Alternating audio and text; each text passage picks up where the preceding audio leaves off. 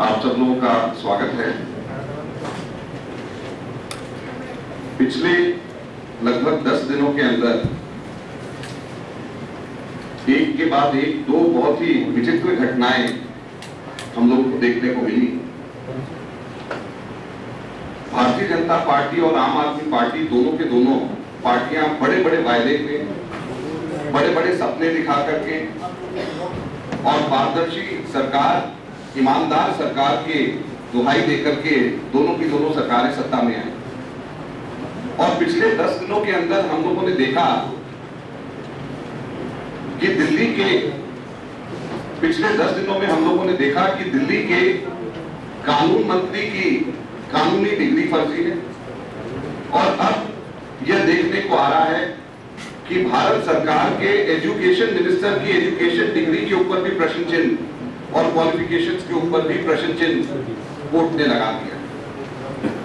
आज पटियाला हाउस के अंदर एक कोर्ट ने स्मृति ईरानी जो एचआरडी यानी एजुकेशन मिनिस्टर है देश की, उनके खिलाफ में याचिका को उन्होंने जायज ठहराया है, मेंटेनेबिलिटी को एक्सेप्ट किया है, उसको अनुरक्षणीय माना है और इसलिए उसको उनके खिलाफ में याचिका को आगे कार्रवाई के लिए रख दिया है, जिसमें आगे ट्रायल कोर्ट के अंदर होगा।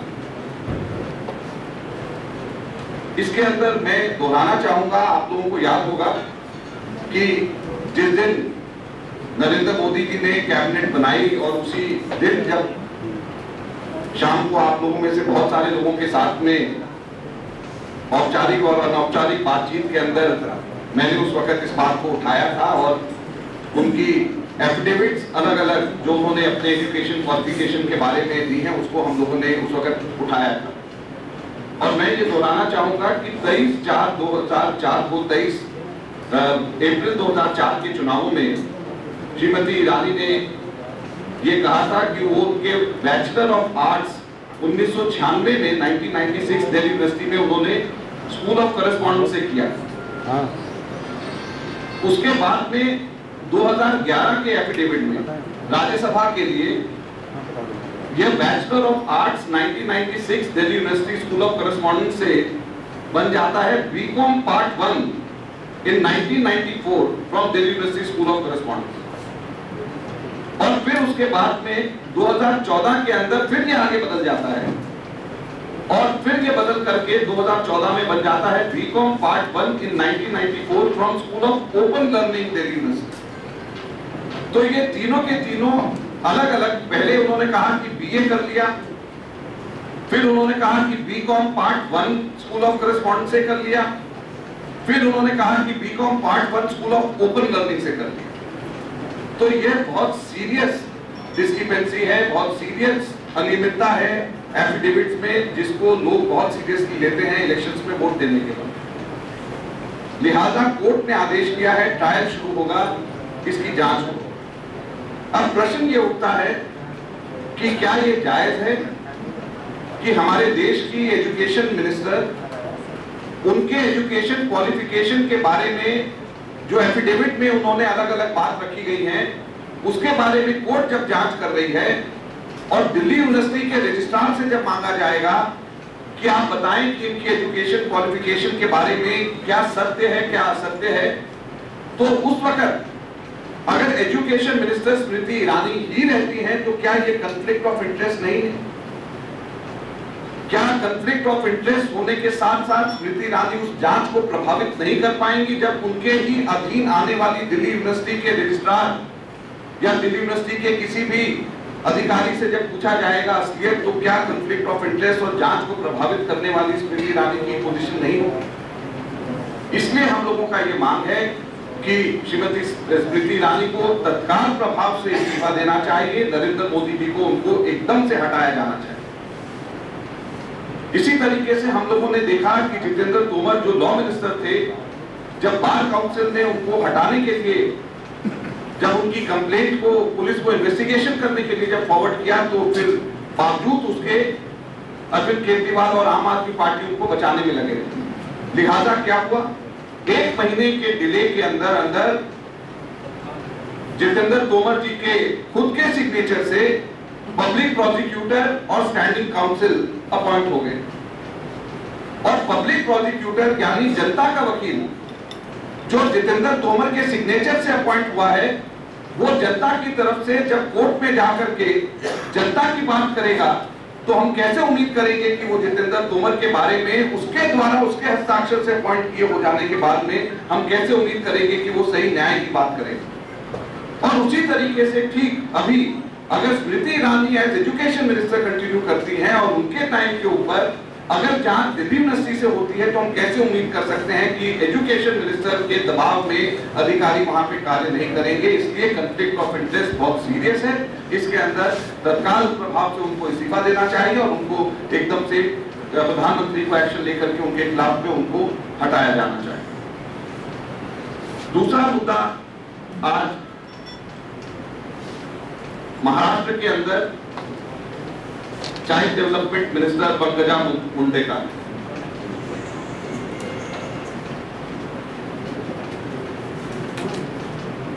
यह पता चला है कि 13 फरवरी 2015 को एक ही दिन में 206 करोड़ के 24 गवर्नमेंट रेजोल्यूशन पास करके ठेका दे दिया गया और कोई भी tenders, public tenders, e tender नहीं उसके लिए कॉल किए गए। महाराष्ट्र में जबकि यह कानून है कि 3 लाख से ऊपर कोई भी अगर कीमत का सामान सरकार को लेना है तो उसके लिए ई टेंडर्स जरूरी है, लेकिन इन सब चीजों को बाईपास करके 206 करोड़ का के ऑर्डर दिए गए 24 गवर्नमेंट रेजोल्यूशंस के माध्यम से एक ही दिन के अंदर और बगैर किसी टेंडर्स के कॉल किए गए। और एक एनजीओ जिसको 2013 में रिजेक्ट कर दिया गया था, उसको बैन एनजीओ को वो कार्य दिया गया और प्राइजेस भी इन्फ्लेटेड थे और जिससे शुरुआत हुई इन्वेस्टिगेशन, जो वहां पे बांटा जाता था वो भी प्रदूषित था, उसके अंदर भी क्ले उसके अंदर निकल करके आई, उसके अंदर वो भी प्रदूषित खाना भी बच्चों को दिया गया। तो एक तरफ तो बच्चों को प्रदूषित खाना दिया गया, दूसरी तरफ इन्फ्लेटेड प्राइजेस दिए गए, तीसरा एनजीओ बैंड एनजीओ को दिया गया, गवर्नमेंट के कोई भी रेगुलेशन को नहीं माना गया, 3 लाख से ऊपर के टेंडर्स को गवर्नमेंट रेजोल्यूशंस के माध्यम से दे दिए गए। ये अपने आप में एक बहुत बड़ा स्कैम है और हम लोग ये मांग करते हैं कि इसके लिए एक जुडिशियल इंक्वायरी होनी चाहिए सिटिंग हाई कोर्ट जज के द्वारा, और तभी इस जांच की तह तक पहुंचा जा पाएगा। और इसके लिए सिटिंग हाई कोर्ट जज के द्वारा इंक्वायरी की कांग्रेस पार्टी मांग करती है। और इसके अंदर देवेंद्र फडणवीस भी जो मुख्यमंत्री हैं, ये भी इसके अंदर इस चार्ज से बच नहीं सकते, क्योंकि सब चीजें इनकी अपनी नाक के नीचे, इनकी अपनी देख रेख के अंदर हुआ है।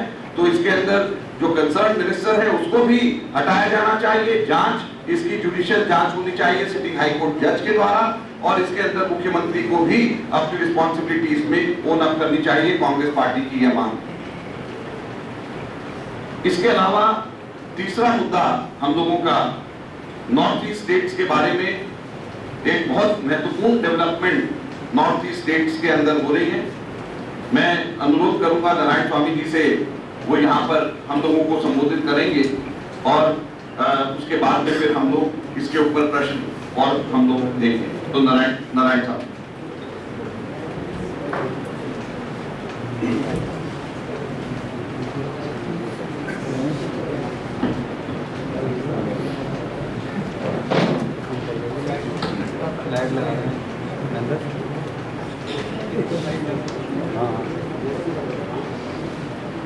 I am in charge of Northeastern states. Thank you for attending the press conference today. In the Northeastern state, I am in charge of only 7 states except Assam. In these 7 states, Congress party is in power. Mizoram, Manipur, Meghalaya and Arunachal Pradesh. In 2014, when NDA government came to power, they have been targeting on the Congress-ruled states in the Northeast. In fact, in the name of sponsored schemes, the northeastern states have been the share of northeastern states for the centrally sponsored scheme, 10% by the state government and 90% by the central government. This has been there for a long time.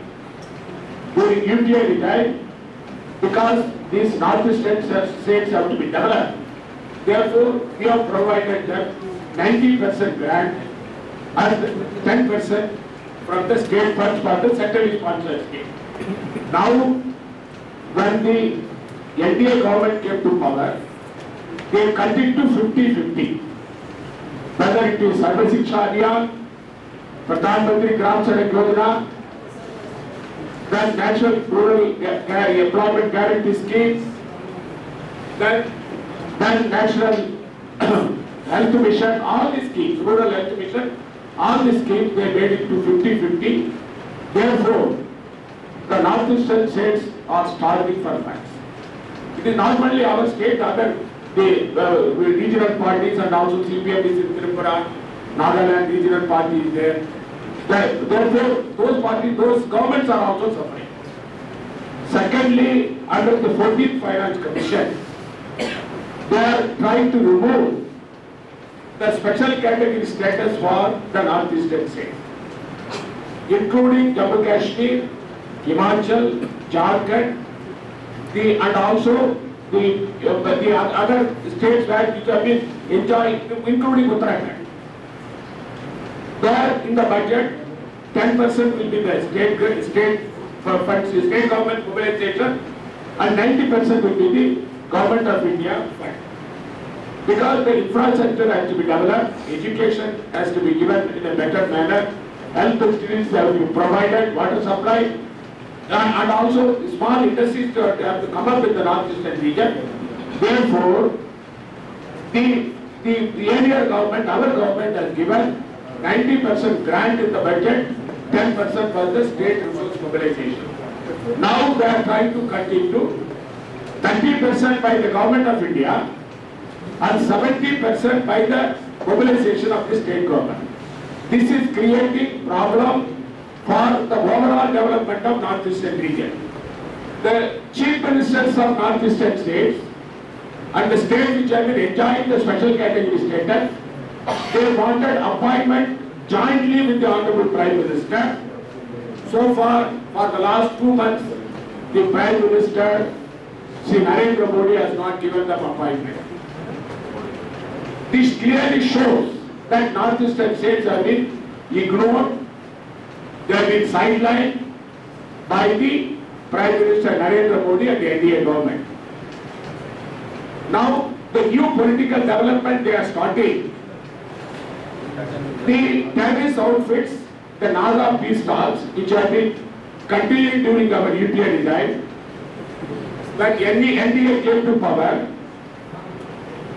the NSCNK pulled out of peace talks because of the partisan attitude of the Home Ministry and the NDA government.